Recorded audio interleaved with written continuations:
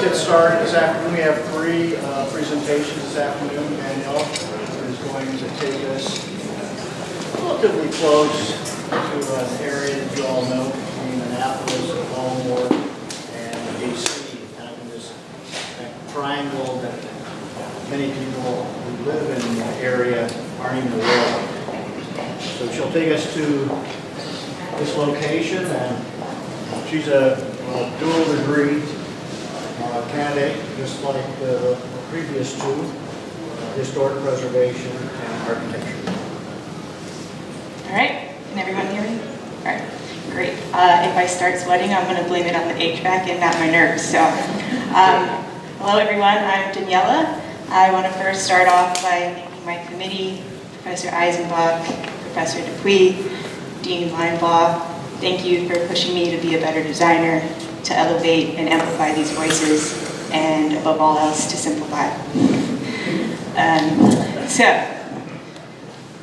what we choose to save and preserve says something about who we are as a people.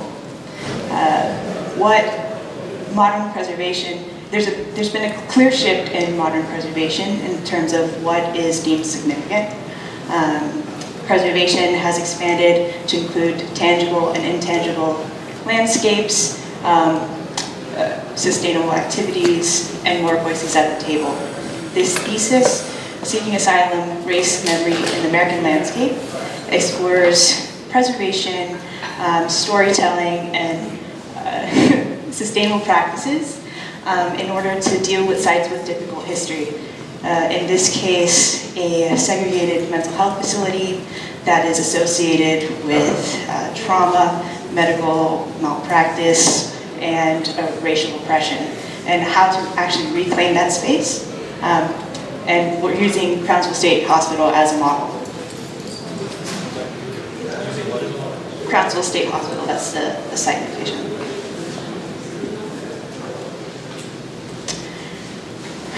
So before I really jump into the intricacies of the site, I just really want to ground this project and why it's so important. So this is Crownsville. This is the current state of the campus since its closure in 2004. The campus is over 500 acres. It has over 100 years worth of built and cultural heritage. 19 buildings on the site are listed on the Maryland Inventory of Historic Properties. And since its closure, Maryland has entertained a number of proposals in terms of what to do with the site. In 2017, the president of the Chesapeake Sports and Entertainment Group unveiled his grand vision for Bayhawks Village. This $238 million development essentially clears the entire site and makes room for a 10,000-seat lacrosse stadium, 20 athletic fields, hotel, and restaurants. So basically, time and again, the economic value has taken precedence over the cultural and heritage value of the land. And that's going to end with Crownsville. So over the next few minutes, I'm going to just go over the driving questions that frame this project, brief history and site analysis of the project, and basically the design strategies and the goals of telling the full history and how to move forward. So these are some of the questions that really frame the project over the past few months, and I hope they spark conversation after the presentation. So these deal with how can architecture and design actually heal, especially considering the historic context of the site. What stories and what perspectives do you choose to elevate? And is there a hierarchy between storytelling and then preserving an actual physical artifact? So at the start of the 20th century and the end of the 19th century, basically you can get mental health treatment at either state institutions, city institutions, county almshouses, or private institutions. But bear in mind, as an African American individual at the start of the 20th century, chances are you're not getting into a state institution, and so almshouses are your safest bet, or often your only option.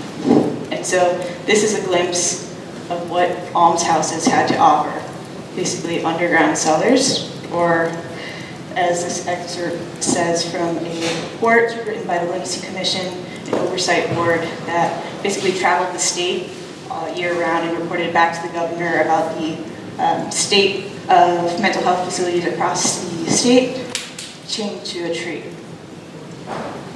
And so when the state announced that in 1910 they were allocating funds to actually build a state institution for African Americans, it was really a symbol of moral hope.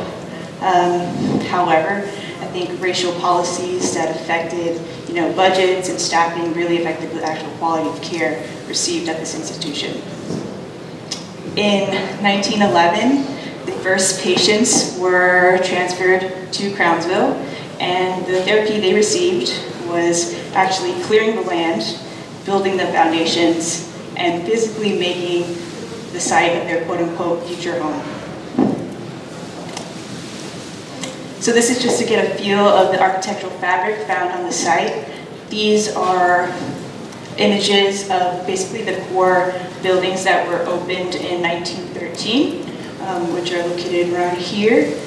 So the material fabric of these patient buildings, brick facades, stone lintels, and really stately porticos and entryways. As the campus expanded, they developed another material palette for non-patient buildings. So on the left is the Marbury building, is an industrial building, and on the right is the morgue that was built in the 1930s to replace the morgue in one of the basements on campus. And so this material palette is clearly concrete masonry units, not as stately and ornate as the patient buildings. And these concrete blocks were actually made by hand by the patients on site in the industrial classes. Then you're going through that. So you Yeah. where everything is. So like this building. If you go back one Sure. more, okay. So where are these in the? So these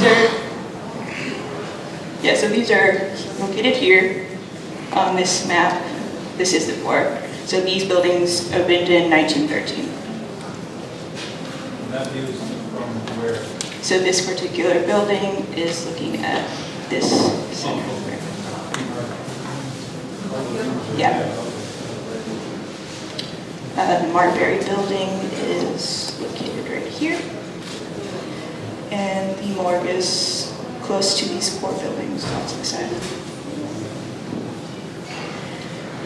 So overcrowding and understaffing really peaked in the 1940s, and as a result, the conditions in the hospitals severely suffered. In 1944, the industry standard of attendance to patients was 1 to 8. In Crownsville, it was 1 to 27.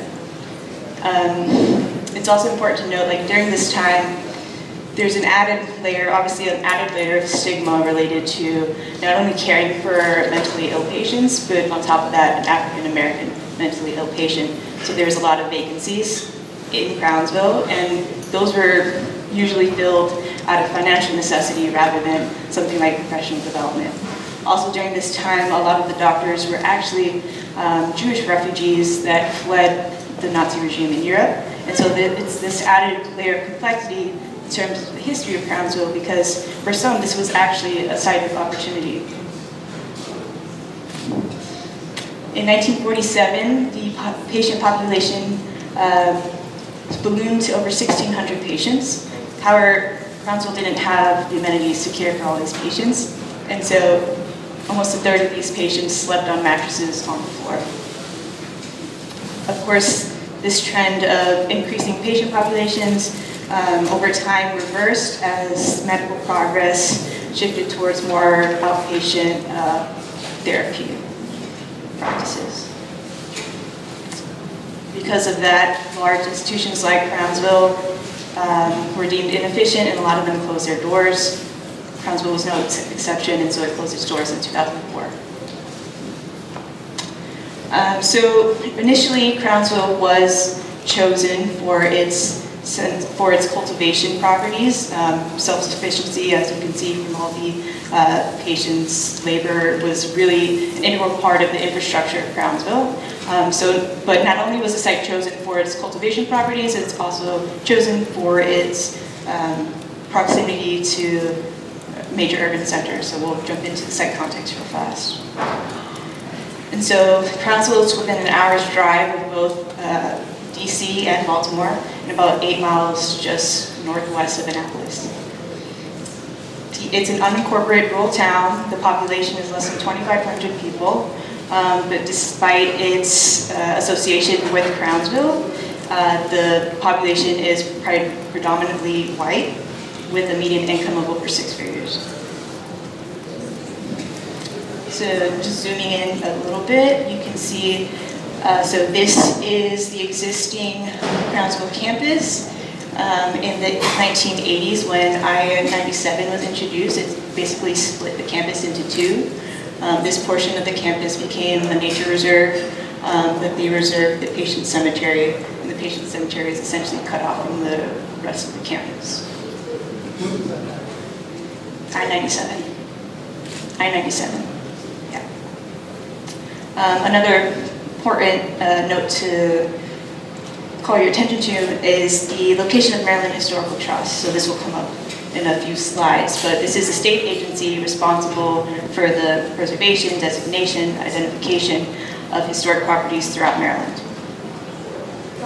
Yeah. What grade is the Asylum? I don't. No, it's Crownsville Road.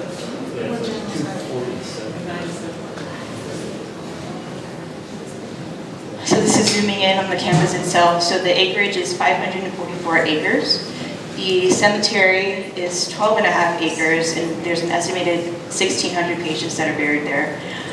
These red markings are associated with the water treatment on site, and so these are either aeration lagoons or spray fields. After they treat the water, they just spray the treated water on these fields. And you can see this is quite large, so radiating from those initial core buildings, it's a mile just to reach these original aeration lagoons.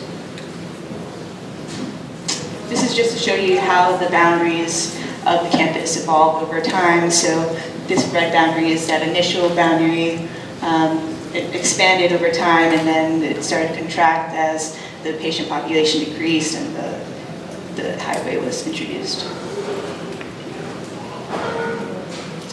And so the land was a really essential element as a healing agent on site. Because Crownsville was self-sufficient, it actually operated as almost a small city. And so because it operated as a small city, it has the same contaminants and pollutants that you would see in any urban center. And so part of this project is trying to heal the land and get rid of those contaminants. So just to reiterate, on site, this is existing conditions. These are the aeration lagoons where water sits, and part of the treatment process, oxygen is introduced to treat the wastewater. And then in these clear fields is where that treated water is sprayed over just large swaths of land. And so all of these areas are going to experience higher levels of ammonia and nitrogen, among other things, in that land. And so this is a diagram of the planting strategies for the phytoremediation. Traditional strategies such as soil extraction and manual pumping will be very disruptive and costly, especially considering the sheer size of the site. And so phytoremediation and stormwater treatment and strategic plantings will provide a more cost-efficient and gentle touch in order to heal land. And so these half-tone dots would be those nitrogen and ammonia concentrated plantings, while these diagonal lines would have plantings geared towards lead extraction, since these are sites of older buildings. And then embedded within these sites are different types of programming. And so the boardwalk is basically taking one of these aeration lagoons and converting it into a constructed wetland. See it over in the garden pass. The Heritage Garden, taking some of the swath of land and planting, in addition to the phytoremediation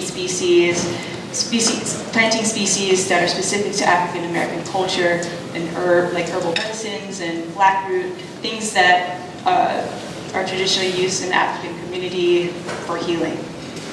The edible garden is taking another one of those aeration weeds and basically installing elevated planters in order to produce crops that are associated with the historic cultivation of the site.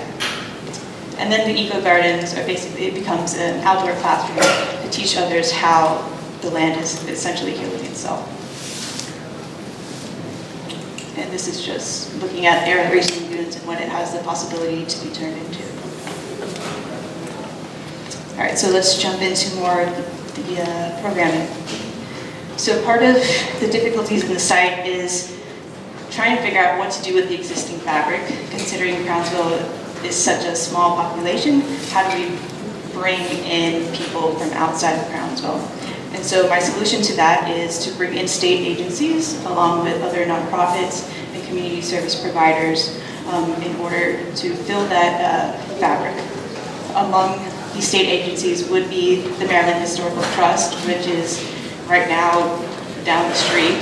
By relocating it on campus, it frames, it gives Maryland the opportunity to confront their role in the history of this campus, and also frame the history of how this campus is preserved for future generations.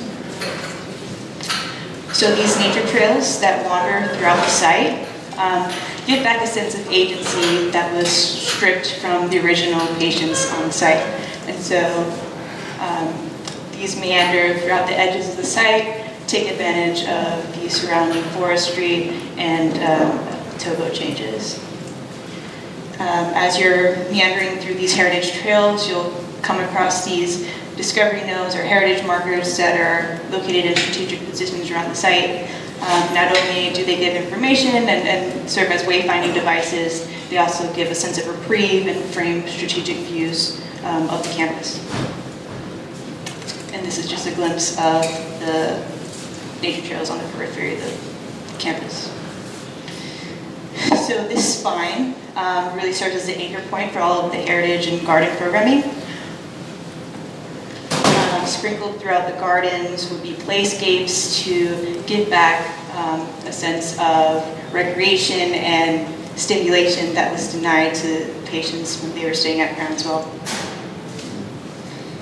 This is a render of a willow workshop. So part of the heritage gardens is reinforcing that African American history. The act of weaving and crafting is a skill that's been passed down for over 300 years in the African American community, and the act of willow weaving was an integral part of Brownsville's initial production. So now that we've made our way down this spine, we're starting to transition into the more sacred cemetery space. When it comes to mental health, it's a topic that makes us uncomfortable. And because it makes us uncomfortable, we have the tendency to distance ourselves. And part of that distancing is distancing ourselves from the voices and the people that are most affected by mental health issues.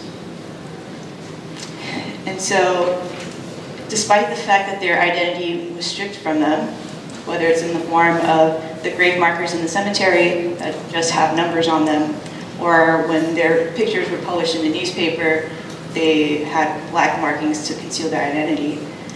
We have to remember that these are people, and each one of them has a story worth preserving.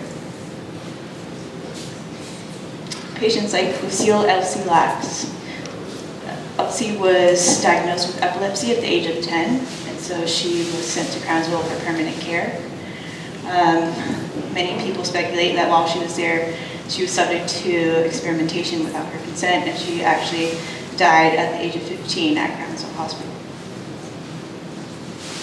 The Elkton Three. In 1961, a group of folks, African Americans, stopped at a roadside diner in Elkton. after being denied service because of the color of their skin.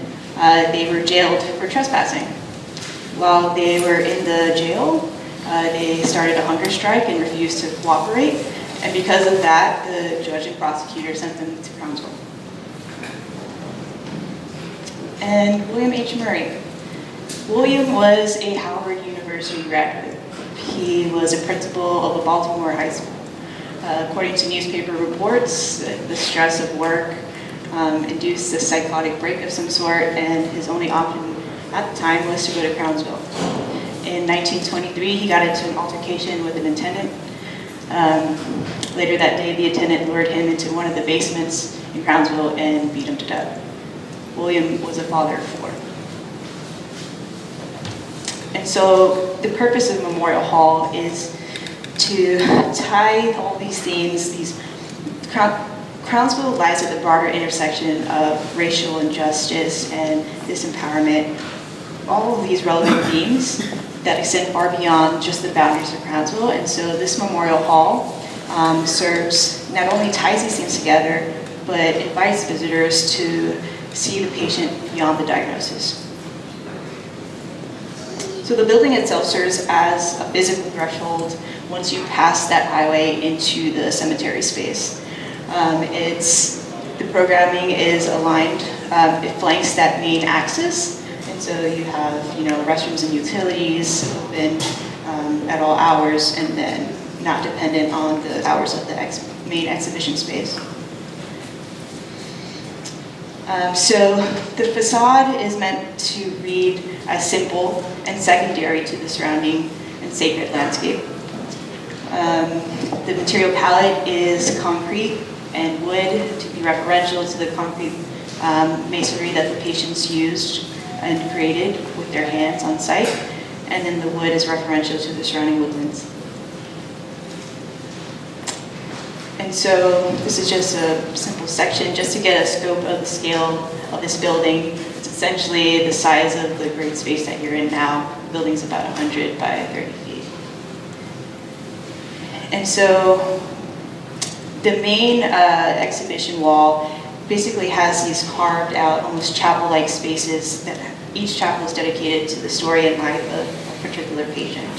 And whether the visitor is aware of that or not, while they're experiencing the space, they're basically exposed to the juxtaposition of life and death, because anchored in that center space is a life-size scale replica of the morgue on campus. And so as the sun moves throughout the day, there's interesting shadow play throughout the space, and it basically replicates the passage of time. And this is just an exterior shot of that big reveal. And so within the African diaspora, there's this notion of Sankofa, which essentially means go back and fetch it. In order to move forward, you need to be able to embrace your past. And I think this perfectly summarized the theme of Crownsville. And so the symbol of Sankofa, this bird with its feet planted, looking forward, face forward, although it's looking back, becomes the basis of design for the Sunset Memorial. And so the Sunset Memorial is perched on basically this high point, the westernmost point of the campus, and it really it's meant to elevate the memory, physically elevate the memory of the patients buried in the cemetery. So on the walls are engraved the names of the patients in the cemetery, along with quotes to basically bring their voices back to life. There's also cutouts to frame views of the surrounding woodlands. At the heart of the memorial is basically a gathering space to invoke conversation, reflection, and celebration. And so basically, to sum this up, stories like Crownsville, as shameful as they are, they're important. It's all too often that history that makes us uncomfortable, we have the tendencies to suppress it. And we need to stop that in order to ensure that things like that don't happen again. Crownsville, this thesis uses preservation methods, sustainable practices in order to frame a history that needs to be shared future generations. And so I just, as a parting note, I want to leave you all with a clip of an audio ceremony that's performed every year in order to honor the names of the patients that buried at the cemetery. Say my name, loud and clear. Say my name, I was here. Say my name, say my name, say my name. Thank you.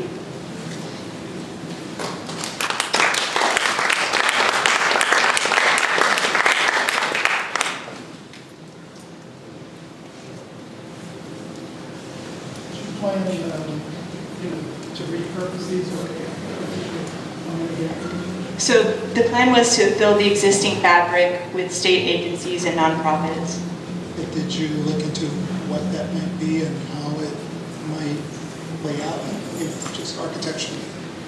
Within the interior spaces. So Maryland is very protective of any records, plans associated with this site. So I think that really influenced the fact that I focused more on the experience of getting into the site and going to the cemetery rather than focusing on repurposing the existing fabric, because I wasn't able to get existing plans for the building fabric. Could you talk a little bit more? I assume the spine that kind of goes between the aeration yards and leads through 97 cemetery initially. Yep. That's existing. Yep. Pathway. Correct. And is that existing tunnel that you go under 97? It's a pedestrian bridge. So I guess one of my questions I look at this is recognizing you're tackling a sensitive subject, both in terms of the history of this site and the fact that there are human remains on the site, and building this nice, very simple monument at the end of that road. It would be interesting to know your thoughts on how you actually cross from one side to the other and what that experience is like. 'Cause it seems like, if I'm reading the topography correctly, 97 is elevated quite a bit from the main route. So you're going into a tunnel, coming out of the tunnel. Is it? So it's actually a bridge that crosses over the highway. So this topo, the highway is Below. below, correct? Yeah. I guess my bigger question and why I was asking that is the site is huge and it's a massive undertaking. I think there's a lot of a lot of things to be very sensible and careful about what you've done. It would have been nice to hear a bit more about the procession of one arriving at the historical buildings that you preserved. And I understand there's the path to kind of meander around what you experience the site. Mm-hmm. But how does, as you're leading up to the Memorial Hall and ultimately going to the Sunset Memorial, it would be nice to know if there was some sort of themed procession or like a little bit more of a story being told as I experience the site from beginning to end, as opposed to just kind of these interventions along the way. Okay. So Daniela, can you tell us, starting from the beginning and point out where the parts are? Sure. So in terms of experiencing the site, envision the entrance just to the right of those 4 buildings, and then you go through that building B promenade, so you are able to pass by that existing fabric. I didn't put this in the presentation because I didn't really develop the interior of it, but I envisioned Marbury Hall, that white building that I showed in the presentation, as more like a visitor center, and it has exhibitions that talk about the campus as a whole and mental health and things like that. From there, this entire procession is framed by an alley of trees, and so that visitors know that that is the main promenade. This main axis is giving prominence to pedestrian circulation rather than just vehicular circulation. And then along the way, you can either stop and park, depending on the programming, in these smaller, more intimate parking lots, or parking along on the sides of that. One session. last question. What is the circular element just to the south of the side? Sorry? What is the circular element right before you cross the bridge? Oh, that's a parking roundabout so that you can make a U-turn. Really good to have a section through the site that explains getting from Memorial, Sunset Memorial, through all the way to from the beginning. I feel like there's a lot going on. It looks, so a car can come, right? You know, as you talked about it, I kept thinking, oh, somebody comes onto this campus and walks this and understands this journey by foot. But now I'm seeing a bunch of parking and cars. And is that existing? Was it intended to just talk about that? Sure. So I basically, knowing that the size of the campus is very large and there are going to be issues of accessibility, I did want to have vehicular access so that if you're basically a member of Crownsville and you just wanted to go walk the boardwalk, you don't necessarily want to park at Marbury Hall and then have to walk all the way to the boardwalk. You can drive down and park to a closer parking lot. But because this is a sacred spot, I didn't want to introduce vehicular access there in particular. So that is, I guess, why that has that more prominent parking lot right by the bridge. In this view right here, behind us Yeah. is the highway, directly behind us. Correct, yes. In the view. So in this perspective. In this perspective, right behind us is the highway. Correct. Have you gone out there and sort of listened to noise or sort of documented what So you think you might hear? I went over a year ago when I recorded that song, and so that was before I decided I did the whole design, jumped into the design. I had no idea what program I wanted to put on the site. When I went to the site probably about a month ago, within 3 minutes of me exiting the car, security picked me up. So yeah, I wasn't able to get as many reference photos or auditory references as I would have liked. So I knew I wanted to do a project on an asylum. I think there is a beauty in basically the dichotomy of how extravagant these buildings are usually designed, but the horrid things that happen in them. And as a designer, the ability to harness that power and visceral reaction that is associated with these sites can be pretty powerful and important. I think I started, knowing that I wanted to do an asylum, I started looking at asylums that also had a racial component, and I was surprised that this was 40 minutes away. Never heard of it. The young girl laughs. Did you picture her? Yeah. Yeah. That's her daughter, and Crownsville is, From the Hilo cells. yeah, so Crownsville is mentioned in that book. Daniela, I really like your approach to having the land being healed, land as healer, and then land that is the one that is being healed. I think that's a very thoughtful process to your approach to the cultural landscape. All too often, I think people think of cultural landscape as just being just mountains and hills and gardens, but there's the building component too. That's part of the whole entire thought process of what a cultural landscape is. So I appreciate the attention, not focusing more on the land as storyteller, like you said, and the land when you talked about the heritage gardens and what they were providing you as part of the moments of history, and is telling a story but it's healing itself at the same time. So I thought that was very thoughtful. It would be good to know a little bit more about building stuff, but that's okay. I love the idea of Maryland Historical Trust getting out of that terrible building over there. Take all of the Maryland departments, general services, get them over there. It'd be great. Thank you. I'm curious what structure there is in the cemetery, how many of these markers there are. Where did you record that song? So the cemetery is closed to the public throughout the year. But for that ceremony, they do open it to the public. And during that ceremony, it was also part of like a cemetery cleanup. So all the volunteers that came to the ceremony also helped clear the cemetery for the day.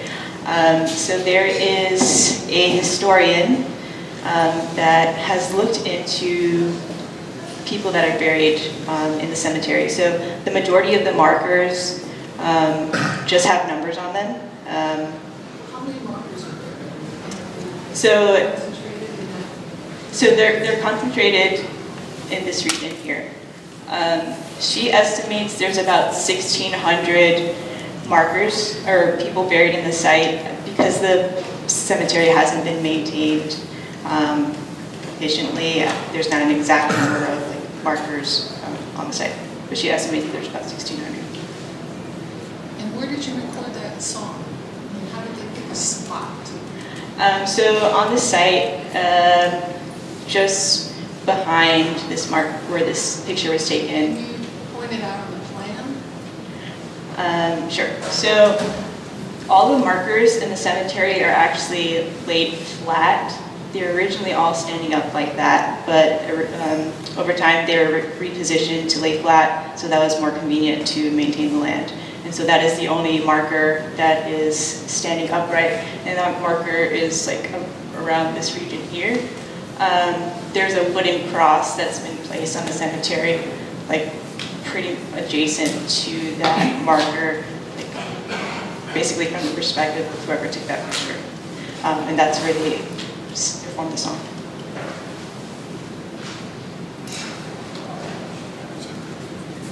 Daniela, could you also talk a little bit about the buildings that are in place next to the gardens and the programming and educational component that's part of that? Sure. So there is existing buildings adjacent to that aeration lagoon, just industrial buildings, and so I envision them as almost becoming an indoor-outdoor market space in order to not only cater to those visiting the site, but also serve all those employees that would be moving into the site as well. Daniela, I'd love to hear a little bit more about your approach to the memorial hall, and I think there's destinations, right? So have you been to Glenstone? So at Glenstone, you have this very sort of this promenade to get you there to the buildings, and I kind of look at what you've done here, and I feel like we've been given too much too early. So you sort of had this experience of crossing over what I assume is like a 4 or 6 lane highway, and then you're expected mentally and emotionally to sort of jump into something that is, as you've very eloquently put it, has all of this background. Yeah. And so I wonder if there might have been an opportunity to have more of a pathway or more of an experience to really build up that emotion to then get to this point of the Memorial Hall. And I feel a little bit about that way about the building itself too, because you come in and I'm not quite sure which side you're supposed to enter onto, either the right or the left-hand side of the piece here, but you are immediately confronted with the morgue installation, and it feels like there was the potential to maybe go through the process of learning about the different people who lived here, and then make another journey to go to the place where they potentially ended here. And so I wonder if that installation should be pulled out of the building into like another pathway or another sort of separate element, or is further down the line, even after the Sunset Memorial. So I'm just curious about some of your thoughts about that. In terms of maybe installing the installation somewhere else, I really wanted to have the lightest touch on this side of the highway as possible, just because the actual location of the bodies is not super clear, and so because it's sacred, we don't really know what's under the ground. I wanted to minimize the footprint as much as possible. In terms of, you mentioned maybe pushing the Sunset Memorial further back? Or? No, I was wondering about the morgue installation inside of that, maybe being brought out. I mean, I look at that initial image that you had where it was sort of out in a field and it was this thing that you could approach on all sides. It was really an object in the landscape. Yeah. And this is sort of an installation inside of a building that had been made. So, so I just wondered if you thought about pulling that out. Because I like that element. I like that element a lot. And I think that these sort of top-lit, memorialized plaques with this sort of heavy structure to them, I like all of that seems to fit. Seems to fit with that ceremonial architecture. But it's that element of it sort of being plopped in the middle there that I think I'm struggling with. Yeah, I think I just wanted that immediate and close, intimate juxtaposition of just life and death. I think you would lose that if you removed the morgue and put it somewhere else. Yeah, you talked about it as somebody is standing there and looking out of the walls. Essentially, death is always at their back. And this is something that, the patients, also felt all the time. So I think there's a power there having it in that juxtaposition. Did you have thoughts about the actual morgue itself? So I didn't really touch it that much because I'm not sure what condition it is in right now. The picture in the slides is from Habs from probably the 80s. So yeah, I wasn't sure what condition and what I would be able to do with it. There's something interesting about the repetition that one enters and they may get glimpses of the morgue, they may understand it at the visitor center on the entrance, and then they go through a procession that you're talking about as they're building up to this experience, and then it becomes a really one-on-one experience and memorializing, remembering the people. Another comment I had, what about those that left the asylum in 47 when it closed? What about remembering those people? Yeah, so the patients that I highlighted, so Elsie, William, the Elton three, they're not necessarily buried in the cemetery. So I believe William, I looked on the Find a Grave website, it looks like William is buried there somewhere. I don't think Elsie was buried there, and the Elton three didn't die on the site. So it's highlighting patients in general, not just the patients in the cemetery. I just want to talk about the cemetery area. It seems like the whole story does not need to be told in the memorial hall. That the room to the left when you go through that gateway is strictly about individuals. And that all four sides of that room could be individual stories. It seems like you only have stories on one wall, right? And that there's no reason to necessarily look into the cemetery area because you go back out on the path and then the cemetery is revealed to you, but you get back on the path. And that I imagine as you're walking to the Sunset Memorial, there will be something that alerts you that on the right, some kind of signage that says, 200 markers are buried in the landscape to your right, which then, a person walking through that has the opportunity to think about the magnitude of the death there. And I really like the general lines of the memorial itself, that it's come in and you return. And that I wonder why you have the extra walls in the middle. Why not just stop at the big reporters and come in, then you return back down the same path? What's the thinking behind all of those little moves and stuff? So the smaller walls are more referential to that Sankofa figure. They represent like the wings. And so on those walls I envision more of like the quotes from the patient's voices themselves rather than that main wall just features the names of the patients. And so there's different markings on different walls. Because it looks like there's writing on the yeah, so on that render, perimeter wall. On that light render, there's inscriptions of patient names and their years. So that would just be names, and then the quotes would be on. Yeah, and then on the quotes would be on the smaller walls. That earlier, I mean, maybe they're treated a little differently. Treatment of the walls is different, and the lighting's different, highlighting different kinds of information. Just out of curiosity, have you studied other memorials? And what was the inspiration by just names and quotes? So I think the Vietnam Memorial is a big one in terms of walls and carving out of space and commemorating identity. I also looked at the Lynching Memorial. I think it's a very powerful memorial that gave in earlier iterations, this also had like a geographic component to highlight the fact that all these patients came from counties across the state, and I think that's exemplified in the Lynching Memorial. But yeah, those were two big ones that influenced the design. Sorry. Good. I'll pass it back to you in a second.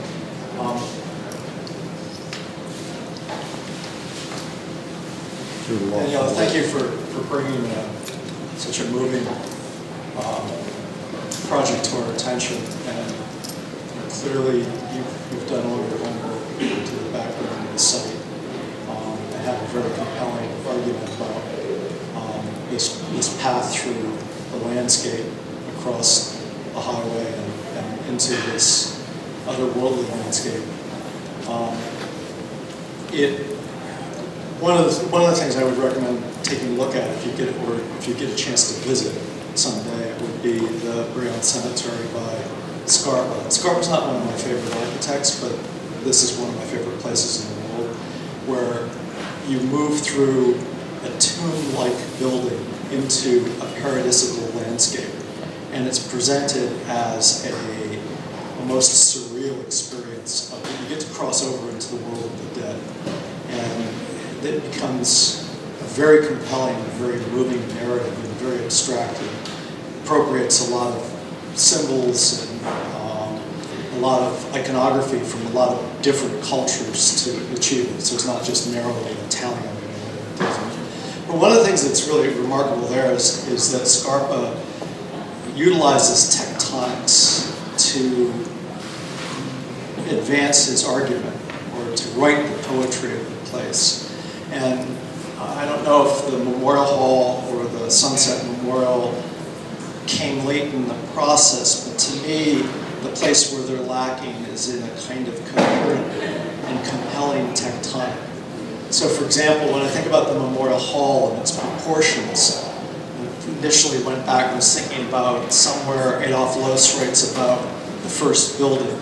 And this is kind of paraphrasing. He describes it as he's walking through the landscape and he encounters a 6-foot-long, 3-foot-wide pile of dirt in the landscape with a pyramidal top to it. And of course, this is a place memorializing something that's past. And talks about that as, for him, the first building. For him, the first building was symbolic, not the primitive hut to dwell in, but really the marker of a passing of a person. And I look at that box that you come through, and it's begging, I think, for an exploration of tectonics. Immediately I was thinking, well, one of the things you could start to exploit is the fact that it has the same proportions as a casket, and that then, if it has the same proportions as a casket, then the perimeter wall and the corpse that's placed within it would have to have a very discrete relationship to one another. You wouldn't want things glomming onto the perimeter wall. That's my interpretation. Yours might be different, but I would think about things like how it meets the ground, what kind of pad that it might sit on, how I might move up off the ground plane and into this transitory space that is a kind of threshold between the mundane landscape and the sacred landscape. How light might come into the inside of this thing. There might be light on the perimeter washing the walls, and I think that was said a moment ago is that the story it tells could be then extended out into the landscape more aggressively, so that it's not just the rectilinear geometry of the Memorial Hall and the circular geometry, and circle and square.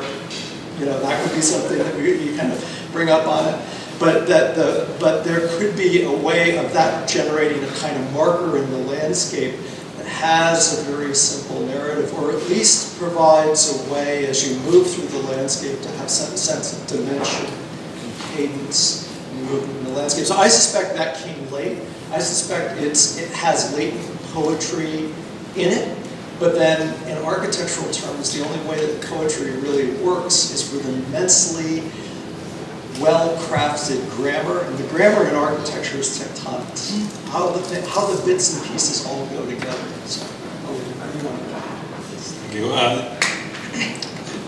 Brian, you just said everything I was going to say. So. I was looking at your notes. Thank you. Cheating. Yeah, I was going to say language of parts. It's sort of me. Okay, you got some elegant ideas, but I think your architecture still, it's undercooked in a sense. I'd like to see more of it, in a sense of, okay, if you're going to do walls, let's do walls. You know, if you're going to do thresholds, do thresholds. So I took your diagram. I forgot the look back, the reach back, and I just started doing a diagram of that, and that's going to be the plan of you go and you come back and then you go forward again. And I'm missing that in some of your architecture. It seems very, and Colleen mentioned it, and Brian's mentioning it, sort of an abruptness as I'm revealed everything. So I would sit down and go, I'm going to deny that view first, and I'm going to have to take a step back and then a forward again. And I just did a quick diagram of that, and using that kind of language. He used your grammar, I'm using language, somewhat similar thing. So I know your point of view, your frame of reference, what precedents did you consider in the project? What did you look at? Not just memorials, but what buildings did you consider in saying, this is going to help me, or this is what I want to do, is not what I want to do? So, to reference back to an earlier critic member said, I really during the semester I visited Glenstone, and I really appreciated what sort of light touch that they had across the expansive landscape, and then the buildings themselves were very simple and elegant, very muted palette, and they let the landscape that surrounded it, speak for itself. It strikes me that if this project was a landscape, if you're doing an MLA thesis, not an architecture thesis, this would be a very different kind of conversation. And I wonder if one of the things that would be brought up is the more profoundly evocative nature of the landscape and the changing landscape throughout the year, like deciduous trees versus evergreen trees, sense of permanence that some landscape elements imply versus some imply more of sort of changing throughout the year, and temporary sort of sense to them, or even color or smell that might somehow be part of it. I mean, I think the focus is a little bit on the buildings, but I think when I imagine myself going through this place, I think the buildings are important, but I think how I feel, if I'm in shade or I'm in sunlight and things like that, would be a very, very important aspect of how I experience this place. That's just a statement. Sorry, you don't have to respond. I just, and in a way, I mean, I think tackling this as a kind of cultural landscape, I think is, it's not a problem we do a lot in the school here. I mean, I admire very much the attempt to tell this story and to give it a sense of permanence and narrative through both the minimal interventions that you've chosen. I think that's incredibly powerful. I guess the biggest thing for me is I'm not quite sure when I look at the bottom how I arrive and where I start. What my experience is to have that unfold. And what is the first thing you want me to encounter as part of this story? The other ones that are out in the landscape are easy to understand because they have a kind of similarity, which is identifiable because of the geometry and the distance. I think one of the challenges would be how do you begin to tell a story amongst all the buildings and things that are down there that are doing other things as well. Yeah, I think this is another great example of really taking to heart where we're going with preservation, thinking seriously about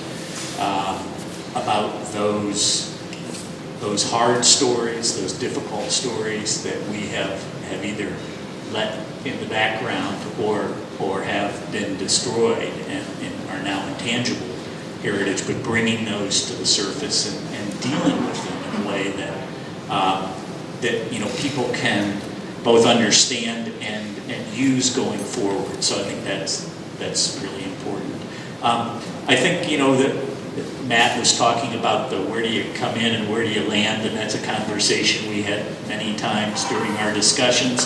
I think you also, in talking about the procession, when you were asked about that, you really explained that in a much deeper way in our conversations, which is you come in by and land at that first building. That's your arrival as a new patient, right?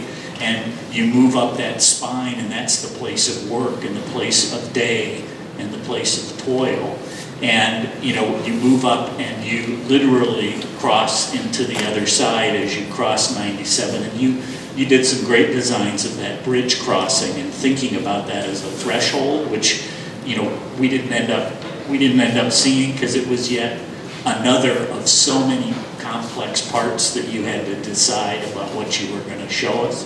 And I think the same thing goes for the Memorial Hall. I mean, you have thought about things like light and shadow and texture in a much more nuanced way than I think comes across here. And so I think part of it is maybe the choice of some of the representations that you've used, because I think there is a lot more there than is maybe coming across to some of the audience. And so I think, but I think that suggests then that you need to figure out about what are those $1 million drawings that you need to have to get that point across, right? But just an incredibly moving project that I was thrilled to be a part of, so thank you. I'm Daniela. It's been really a pleasure to work with you. I had the chance to start working with Daniela at her first studio here, and I remember seeing how beautifully she drew and asking her, where did you learn to draw and what did you do before? And I learned she was an accountant. So I'm glad you switched gears, because clearly there are many accountants out there, but not many people like you. And I think that this project and having the opportunity to work with you on this project and the challenges, I think, of the question of how, of trying to really confront some of these stories and how to think about the question of erasure and the question of inscription and the ways in which we move forward, and acknowledging one of the memorials that Daniela and I talked about is the memorial to Yitzhak Rabin on this point where he was assassinated. There are simply 5 markers on the ground, one where he stood, one where the assassin stood, a couple of others where the other people stood. And that's what's there. And people go there and stand in those spots. And there's a map that shows you this was where Rabin was, this is where the assassin was. And the power of being in that place with your body was one of the things that feels like was a really important part of that, this kind of embodied experience. And Don, I'm glad that you raised the point about the mimicking, in a way, of the entry, work in the landscape, and then ultimately crossing to the other side. The points that were raised here in the group, I think, reinforce some of the conversations we've had and the richness and challenges of taking on a project like this. I hope, like some of our other projects here, we find ways to bring this out into the world so that the lacrosse fields aren't built and things like this are. And I just really wanted to thank you for the opportunity to have this conversation.